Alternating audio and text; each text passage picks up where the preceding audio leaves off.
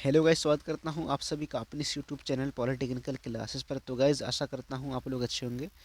तो चलिए देखते हैं आज की इस वीडियो में। पॉलिटेक्निक थर्ड सेमेस्टर का इलेक्ट्रिकल ब्रांच का एक सब्जेक्ट है, या फिर इलेक्ट्रॉनिक्स ब्रांच में भी ये सब्जेक्ट कॉमनली पढ़ा जाता है, जिसका नाम ट्रिपल ई एम है, जिसको हम electrical electronics and engineering material के नाम से जानते हैं।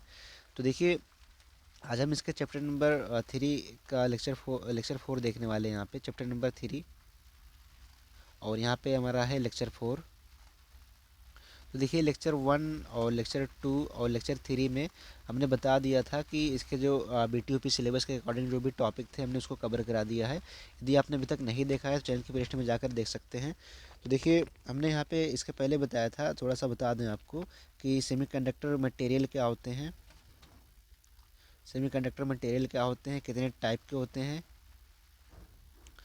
और क्या क्या होते हैं। एग्जाम्पल भी बताया था कि सेमीकंडक्टर पदार्थ के एग्जाम्पल भी हमने दिए थे, सिलिकॉन हुआ, जर्मेनियम हुआ, इस टाइप से।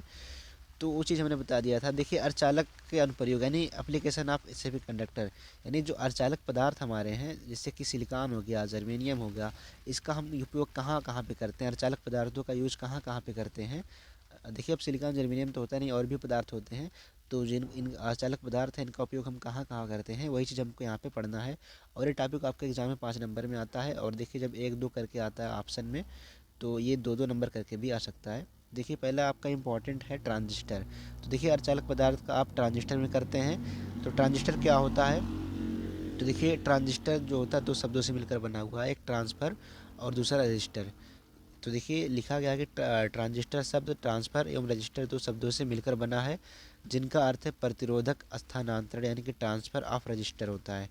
तो ट्रांसफ़र ऑफ रजिस्टर का मतलब ये हुआ कि जो क्या करता है, आप प्रतिरोध को क्या करता है, ट्रांसफ़र करता है। यानी कि आप इसको ऐसे भी कह सकते हैं कि 2 शब्दों से मिलकर बना हुआ है, इसको इसका मतलब होता है ट्रांसफ़र और धन रजिस्टर। और देखिए, आगे क्या लिखा गया है कि अतः अर्धचालक से बनी हुआ इलेक्ट्रॉनिक युक्ति जो विपरीत पीएन संधियाँ, यानी कि पीएन जंक्शन रखती है, ट्रांजिस्टर कहलाती है। मतलब क्या कहने का, यहाँ पे जो विपरीत पीएन संधियाँ रखती हैं वो हमारी क्या कहलाती हैं, ट्रांजिस्टर कहलाती हैं। 2 प्रकार की होती है, पीएनपी और एनपीएन।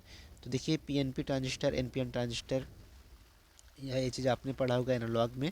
तो देखिए, यहाँ पे आपको डिटेल में नहीं जाना है, केवल आपको बताना है कि ट्रांजिस्टर क्या होता है। और डिफिनेशन आपको हमने बता ही दिया है, ट्रांसफर धन रजिस्टर, उस प्रकार से आप लिख सकते हैं, दिखा भी सकते हैं इस टाइप से। यहाँ पे जो चीज़ हमने ये चीज़ दिखाया था, ये वाला ऐसे दिखा भी सकते हैं।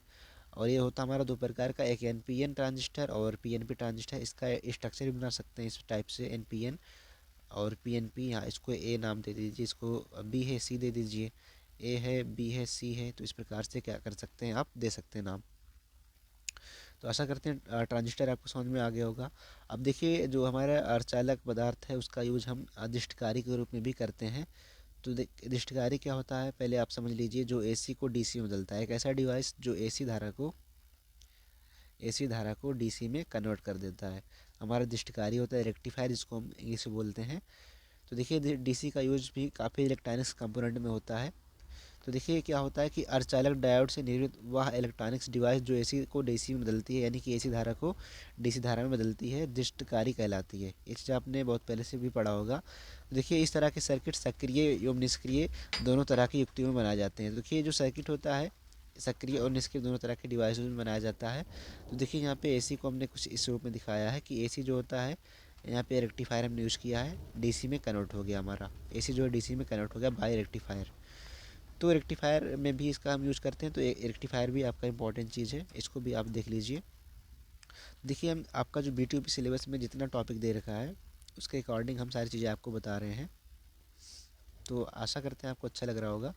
और अगर अच्छा लग रहा है तो वीडियो को लाइक कर दें और दोस्तों में अपने चैनल को शेयर भी कर दें। तो देखिए, हमारा क्या है, यहाँ पे प्रतिरोधक है। तो प्रतिरोधक आप तो पता ही है कि रजिस्टर क्या होता है। तो देखिए, एसी व डीसी दोनों प्रकार के परिपथों में प्रतिरोधकों का उपयोग होता है। उनमें विभवापात वोल्टेज ड्रॉप कराने के लिए किया जाता है। देखिए, वोल्टेज ड्रॉप जो है काफ़ी ज़रूरी है कराने के लिए। धारा का अगर फॉलो करवाना है तो वोल्टेज में अंतर होने के कारण ही धारा का फॉलो होता है, आपको पता है ये चीज़। तो वोल्टेज ड्रॉप भी बहुत ज़रूरी है यहाँ पे।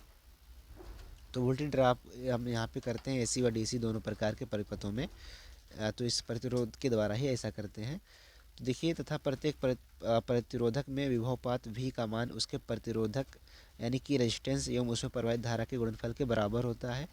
तो ये ओम का नियम भी है, ये चीज़ जो हमने बताया ओम का नियम है, V बराबर I इंटू आर, कि जो वोल्टेज ड्रॉप होता है धारा और क्या होता है प्रतिरोध के गुणनफल के बराबर होता है, या फिर इसको P बराबर V इंटू आई भी बोलते हैं पावर के रूप में, ऐसे भी लिख सकते हैं इसको। और देखिए प्रतिरोध दो प्रकार का होता है, एक स्थिर प्रतिरोध, एक होता है परिवर्ती प्रतिरोध। देखिए स्थिर प्रतिरोध वो वह होता है जिसका मान निश्चित रहता है, जैसे कि 5 ओम और 10 ओम, 15 ओम, इस प्रकार से। और परिवर्ती प्रतिरोध जिसका मान जो होता है निश्चित नहीं रहता है, यानी बदलता रहता है, वो हमारा क्या कहलाता है, परिवर्ती प्रतिरोध कहलाता है। तो ऐसा करते हैं, ये चीज़ आपको समझ में आ गया होगा। तो चलिए बढ़ते हैं हमारा तीसरे अनुप्रयोग, जिसका नाम है चर रोधक वैरिस्टर, या फिर इसको वेरिएबल रजिस्टर भी कहते हैं। तो देखिए वेरिएबल रजिस्टर क्या होता है, एक ऐसा प्रतिरोध जिसका मान बदलता रहता है। तो देखिए वह अर्धचालक पदार्थ जिसका प्रतिरोध ताप गुणांक, देखिए अर्धचालक पदार्थ क्यों कहा गया, क्योंकि देखिए ये जो चीज़ है ये एक अर्धचालक पदार्थ से बना है, अर्धचालक पदार्थ से मिलकर के बना है। क्योंकि आपको पता है अर्धचालक पदार्थ में क्या होता है कि जब आप टेम्परेचर को बढ़ाते हैं तो हमारा क्या होता है, प्रतिरोध में भी परिवर्तन होता है। तो इसीलिए ये एक अर्धचालक पदार्थ है। क्योंकि ये चीज़ आपको कब समझ में आएगा, ये चीज़ हमने जो बताया आर समानुपाती टी, कि जब हम टेम्परेचर बढ़ाते हैं तो प्रतिरोध घटता है, या फिर जब हम टेम्परेचर घटाते हैं तो प्रतिरोध बढ़ता है। तो अगर ये चीज़ हो रहा है, मतलब जहाँ प्रतिरोध का नाम आ रहा है, मतलब ये चीज़ किस चीज़ से बना होगा, कोई ना कोई सेमीकंडक्टर पदार्थ यूज होगा। तो जब सेमीकंडक्टर पदार्थ यूज है तो मतलब वेरिएबल रजिस्टर जो है एक सेमीकंडक्टर पदार्थ हम इसको कह सकते हैं। तो ये चीज़ आप अगर अच्छे समझना चाहते हैं तो लेक्चर नंबर 1 और लेक्चर नंबर 2 और जो 3 था हमारा, इसको अच्छे से आपको पढ़ना पड़ेगा, तभी आप इस चीज़ को अच्छे से समझ पाएंगे। देखिए वह अर्धचालक पदार्थ जिसका प्रतिरोध ताप गुणांक रजिस्टर ऑफ टेम्परेचर कॉफिशिएंट उच्च एवं ऋणात्मक होता है, हमारा चररोधक कहलाता है। एवं जिसका प्रयुक्त वोल्टता के साथ बदलता है रहता है, मतलब जिसकी वोल्टता जो होती है वो क्या कहते हैं, जैसे कि हम वोल्टेज अप्लाई किए तो क्या करता है, बदलता रहता है। तो हमारा क्या कहलाता है, चररोधक या फिर वेरिएबल रजिस्टर कहलाता है। तो इसे हमने पहले ही बताया था आपको। और देखिए क्या लिखा है यहाँ पे, कि इसका प्रयोग विद्युत अभियांत्रिकी के क्षेत्र में, परिपथ में, मोटर की गति नियंत्रण में, धारा एवं वोल्टता नियंत्रण में, त्वरित रक्षक में, लाइटिंग प्रोटेक्शन में भी इसका यूज करते हैं। व्यापक रूप में इसका हम जो है यूज करते हैं। कहाँ कहाँ पे करते हैं, फिर से देख लीजिए। मोटर की अगर हमें गति को नियंत्रित करना है तब भी हम इसका यूज करते हैं, धारा को नियंत्रित करना है, वोल्टेज को नियंत्रित करना है तब भी इसका हम यूज़ करते हैं। और देखिए लाइट को भी अगर हमें प्रोटेक्शन देना है, रक्षा करना है, तो इसका भी हम यूज़ करते हैं। किसी भी कोई भी डिवाइस अगर हमने यूज़ की है, अगर हमने मान लीजिए कोई डिवाइस यहाँ पे यूज़ की है और अगर हमें उसकी रक्षा करनी है तो हम इस प्रतिरोध का यूज़ करते हैं। और अभी आप आगे चल कर के 6 सेमेस्टर में, 6 नहीं 5th सेमेस्टर में, 5th या 6th सेमेस्टर में शायद आप एक चैप्टर सब्जेक्ट पढ़ेंगे स्विच एंड गियर। तो उसमें भी आप सारी चीज़ों को अच्छे से पढ़ेंगे, इन्हीं सब चीज़ों का यूज उसमें भी किया गया है सेमीकंडक्टर पदार्थ का। तो बाकी चलिए देखते हैं, आपको समझ में आ ही गया होगा। अब देख लेते हैं ऊष्मारोधक प्रतिरोधक क्या होता है, जिसको हम थर्मिस्टर कहते हैं। तो देखिए थर्मिस्टर नाम से पता चल रहा है कि थर्मल धन रजिस्टर, यानी कि जो इसमें जो है ऊष्मा का कुछ ना कुछ गुण इसमें पाया गया होगा। तो देखिए ऊष्मारोधक प्रतिरोधक की संरचना थर्मल एवं रजिस्टर दो शब्दों से मिलकर बनी है। थर्मल धन रजिस्टर दो शब्दों से थर्मिस्टर मिलकर के बना हुआ है। और देखिए कि वह इलेक्ट्रॉनिक्स डिवाइस जिसका प्रतिरोध ताप गुणांक ऋणात्मक होता है, एक ऐसा डिवाइस है जिसका प्रतिरोध ताप गुणांक जो होता है ऋणात्मक होता है, एवं जिसका प्रतिरोध तापक्रम के साथ तीव्रता से परिवर्तित होता है।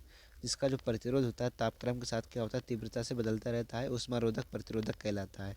तो देखिए ये जो ऊष्मारोधक प्रतिरोधक होता है क्या करता है कि ऊष्मा को जो है तमाम प्रकार के जो डिवाइस हमारे हैं, जो तापमान मापने वाले हैं, या फिर और कोई धारण नियंत्रण वाले हैं, तो उसमें इस चीज़ का क्या करते हैं हम, ऊष्मारोधक प्रतिरोधक का यूज़ करते हैं। जैसे कि यहाँ पे देखिए, यहाँ पे हमने लिख रखा है कि विद्युत अभियांत्रिकी क्षेत्र में इसका उपयोग इलेक्ट्रिकल एवं इलेक्ट्रॉनिक परिपथ में तापमापन एवं नियंत्रण में, धारा नियंत्रण में, वोल्टता नियंत्रण में, विभव विभाजक गुणक में, ऊष्मक एवं मोटर के परिवर्तक आदि की तरह इसका क्या कहते हैं हम उपयोग करते हैं। तो ऐसा करते हैं, आपको ये थर्मिस्टर समझ में आ गया होगा।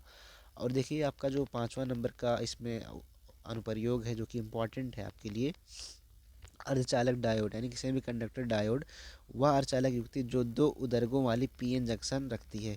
मतलब एक ऐसी अर्धचालक डिवाइस जो दो उदर्गों वाली पीएन जंक्शन रखती है, अर्धचालक डायोड कहलाती है।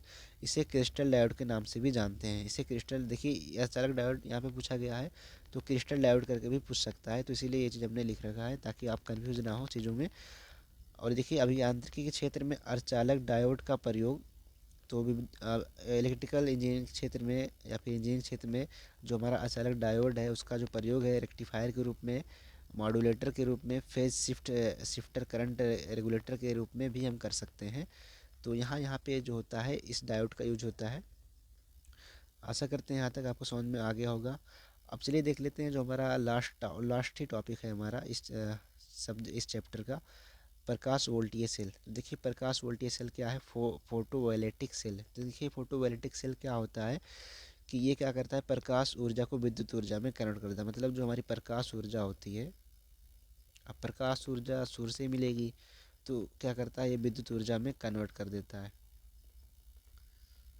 तो देखिए यहाँ पे लिख भी रखा हुआ है चीज़ हमने, वह प्रकाश वोल्टीय सेल जो अर्धचालक पदार्थ से निर्मित होता है। अर्धचालक पदार्थ मतलब सिलिकॉन हुआ, जर्मेनियम हुआ। अपने गाँव में देखा होगा सोलर पैनल होता है, तो वही चीज़ यहाँ पे उसी चीज़ को यहाँ पे प्रकाश वोल्टीय सेल बोला गया है। तो क्या करते हैं, आपने देखा भी होगा कि बहुत लोग लगाए हुए हैं घरों पर और क्या कर रहे हैं, बिजली का उत्पादन कर रहे हैं। मतलब बिजली उससे जनरेट हो रही है और उसका यूज जो है तमाम प्रकार के कार्यों में कर रहे हैं। तो वही चीज़ यहाँ पे है, एवं प्रकाश ऊर्जा को विद्युत ऊर्जा में बदलती है। देखिए एक प्रकार का अर्धचालक पदार्थ से निर्मित होता है और प्रकाश ऊर्जा को विद्युत ऊर्जा में कन्वर्ट कर देता है। और इसलिए देखते हैं क्या है कि इसमें फोटो कंडक्टिव सेल की तरह बाह्य विद्युत ऊर्जा स्रोत की आवश्यकता नहीं होती है। मतलब इसमें कोई बाहरी विद्युत सोर्स की आवश्यकता नहीं होती है। क्या होती है कि जो प्रकाश ऊर्जा होती है, हमारा कोई पदार्थ है यहाँ पे सेमीकंडक्टर, इसमें समाहित होती है। फिर ये क्या होता है कि यहाँ से विद्युत ऊर्जा कन्वर्ट हो जाती है।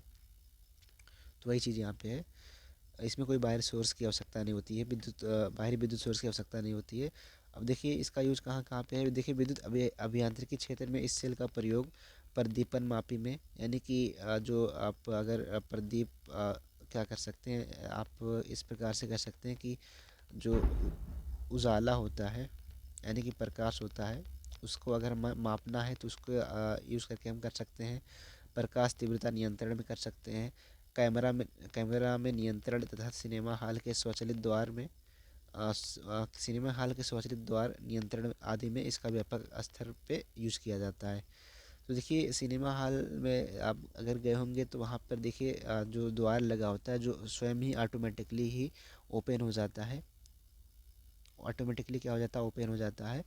तो वहाँ पर भी हम इसका यूज़ करते हैं। और देखिए यहाँ पे ऑटोमेटिकली ओपन होने का मतलब ये होता है कि यदि कोई व्यक्ति जाता है तो आप अगर हम बात करें इसके इसके पीछे के लॉजिक की कि ये ऑटोमेटिकली ओपन हो जाता है। मतलब अगर कोई व्यक्ति गया डोर के पास में तो डोर अपने आप ओपन हो जाता है। तो इसका जो लॉजिक है क्या है कि आप ई आई एम इसी सेमेस्टर में आपने ई आई एम में एक जो पढ़ा होगा ट्रांसड्यूसर के बारे में। तो देखिए ट्रांसड्यूसर लगा होता है इस चीज़ में, वो जो क्या करता है, जो व्यक्ति की जो है वो भांप लेता है कि जो आपके सामने डिवाइस है कोई व्यक्ति या फिर और कुछ है। क्योंकि अगर देखिए कोई भी सामान ले जाएंगे तो वो चीज़ नहीं खुलेगा, जब कोई व्यक्ति ही जाएगा तभी वो दरवाज़ा जो है ओपन होता है। तो ट्रांसड्यूसर का यूज़ होता है जो कि आप ईआईएम में पढ़ेंगे, जो कि आपको ये चीज़ हम आपको आने वाले जब ईआईएम सब्जेक्ट आपका स्टार्ट होगा तो उसमें बता देंगे अच्छे से। तो आशा करते हैं यहाँ तक जो हमने चीज़ें बताई आपको अच्छे समझ में आ गई होगी। तो हमारा चैप्टर नंबर 3 यहाँ पे होता है कंप्लीट। तो आगे आने वाले लेक्चर में चैप्टर नंबर 4 हम देखेंगे। तो चैप्टर नंबर 4 में भी अच्छे से कवर करेंगे सारी चीज़ों को, आपको अच्छे से बताएंगे कि आपके एग्ज़ाम में क्या क्या चीज़ें इंपॉर्टेंट हैं।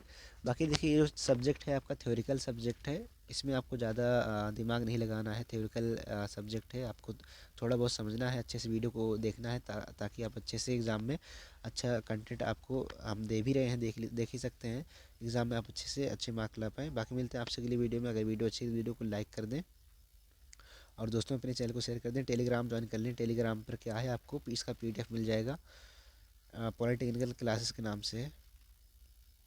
बाकी मिलते हैं आपसे अगली वीडियो में, तब तक के लिए बाय बाय, टेक केयर।